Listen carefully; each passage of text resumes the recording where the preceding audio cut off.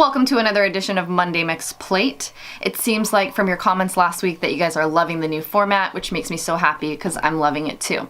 So of course I have an array of things for us to talk about. One thing I wanted to mention is I'm going to start time stamping everything below. So if you're only here for the Maui Minute, you know when it starts. If you're only here for the Science 180, you can click right to it. So let's jump in, because no video of mine would be a video of mine and without the phrase let's jump in like 6 times. So the first thing I wanted to talk about was this blog post by Susan Barclay Nichols about the May Lindstrom Honey Mud Cleanser. Someone wrote into her blog and said, hey, can you talk about how May Lindstrom can call that product a cleanser without a surfactant? So the reason I wanted to talk about this is it's the perfect example of the contrast of green beauty and the cosmetic chemistry world, because most people, to consider something a cleanser, assume that it has a surfactant in it. We've talked about surfactants before. They're things that break up oil and dirt. They put them in clothes soap, dish soap. They break surface tension and they really get stuff clean. Most conventional cleansers are going to contain something like a surfactant, even if it's a gentle one. So the May Lindstrom Honey Mud does not contain any surfactants. It contains honey, it contains clay, it contains macadamia nut oil, and colloidal silver. So it's a really interesting read. I'll link the article below. Go check it out. But basically she talks about how, there are elements in the cleanser that could clean the skin or make the skin feel clean, but for most people in the conventional beauty world, they would not consider that a cleanser. So it's just an interesting article. I encourage you to go read it. She also mentions she's going to do another blog post on colloidal silver, because remember we've talked about colloidal silver and how it's used as a preservative in natural beauty products. So she's going to address that. So if I see that come up on the feed, I'll definitely bring it up. So next I wanted to talk about this product. It's the Audacity An Autumn on the World. It came in the Detox Market's first subscription box. I wanted to talk about a little bit how I've been using it, a vitamin C product, and I've had no irritation.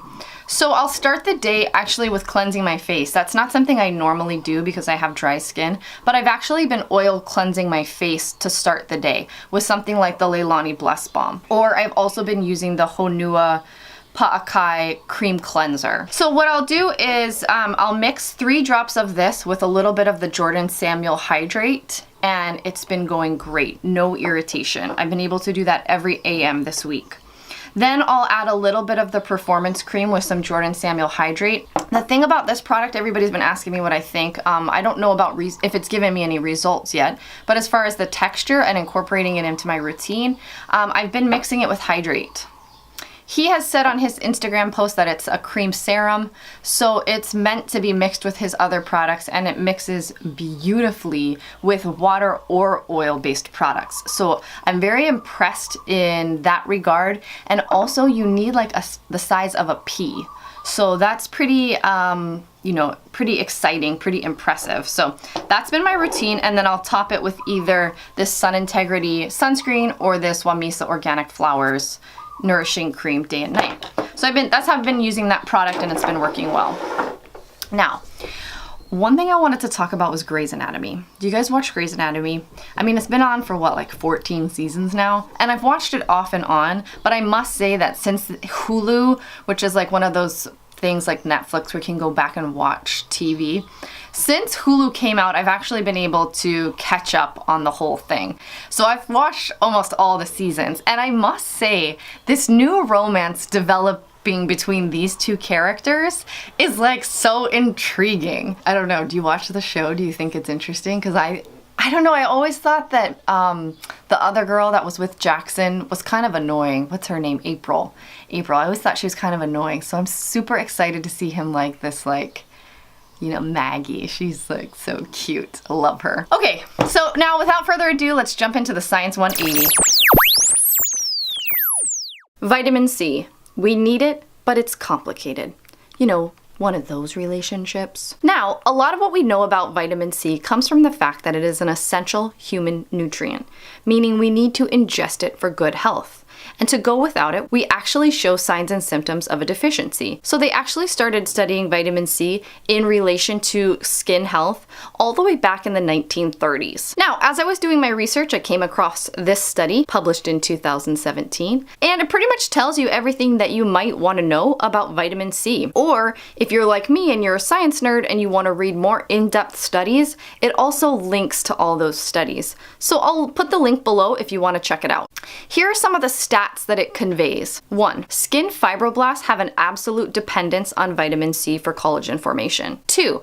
Vitamin C fights free radicals and combats signs of aging. So now let's talk some actual science and look at the skin structure. We know that vitamin C exists in the dermis and the epidermis.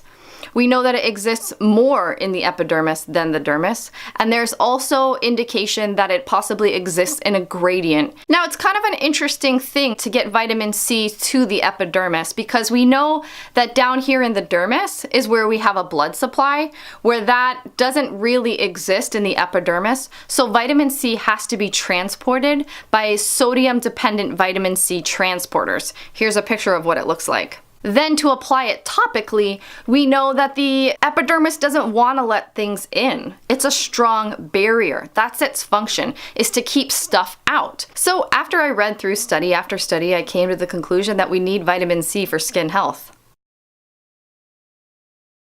And that to actually be effective in a topical application, it really is dependent on the formula. And lastly, actual results may vary. You might apply vitamin C twice a day for a year and not see any results. Or they could be so minuscule that you don't notice that that's an actual result. So final thoughts, what to do if you want to use a vitamin C product? Well, my thought is this: start cheap. See if you can find an inexpensive product that actually gives you any benefits. If not, maybe move up to a different style of product. Definitely don't start by forking over $150 for a serum just to start out with. Next up, increase vitamin C in your diet. Remember, our body is used to taking vitamin C and incorporating it into our skin. So we've already have a built-in ability to make that an effective nutrient for our skin.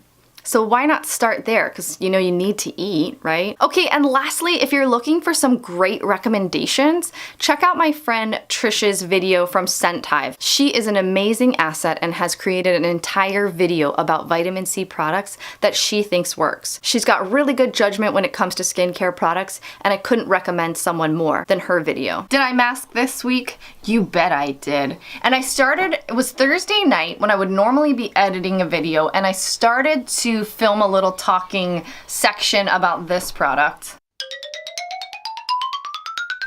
But we all know, is there any more I could possibly say about this product? Probably not. So what I did was I had one of my friends tell you a little bit about it.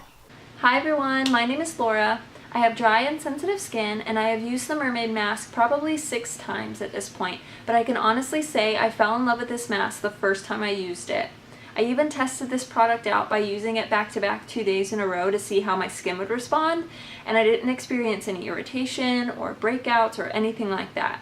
My favorite thing about this mask is when I remove it with a dampened cloth, I just instantly see a brighter complexion. So for me, it just ticks all the boxes. It performs really well, the price is right, and the packaging and overall experience is just amazing. So I highly recommend you try this mask. And I hope that my experience has helped some of you. Thank you so much, Marie, for having me on your channel. This has been amazing. I really, really appreciate everything, and I hope to see you guys soon. Bye! Alright guys, I hope you enjoyed this edition of Monday Mix Plate, and I will leave you with the Maui Minute.